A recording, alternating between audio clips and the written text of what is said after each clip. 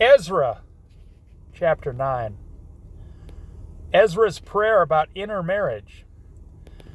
Now, this does not mean black versus white, something like that. This is Jewish people intermarrying with the people they overthrew.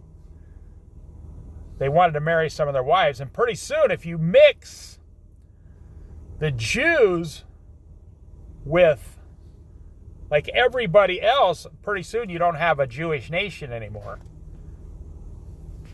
Kind of like America. We just, we're all mixed over here, but that's okay because that's God's plan.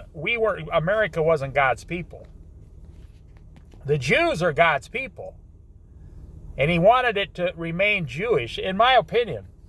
After these things had been done, the leaders came to me, Ezra, and said, "The people of Israel, including the priests and the Levites, have not kept themselves separate from the neighboring peoples with their detestable practices." That's another thing. They were intermarrying with people who were worshiping false gods and eating food sacrificed to false idols, like those of the Canaanites, Hittites, Perizzites, Jebusites, Ammonites, Moabites, Egyptians, and Amorites.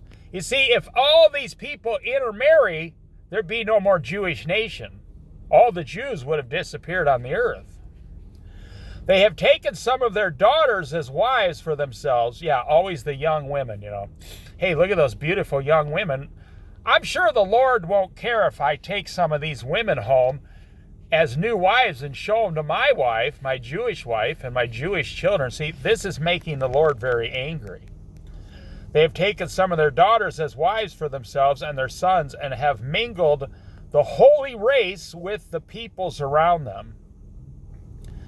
Now, I know this is a very touchy subject in today's society, but this doesn't have anything to do with race. Like I said, it has to do with what God wants to be kept pure, and you just have to read it yourself. They have taken some of their daughters as wives for themselves and their sons and have mingled the holy race with the peoples around them, and the leaders and officials have led them the way in this unfaithfulness. So God is saying, you are being unfaithful. Do not intermarry and intermingle and bring these women home for your sons or yourselves. Do not do this. I, the Lord, find this detestable. That's what you have to go by right there.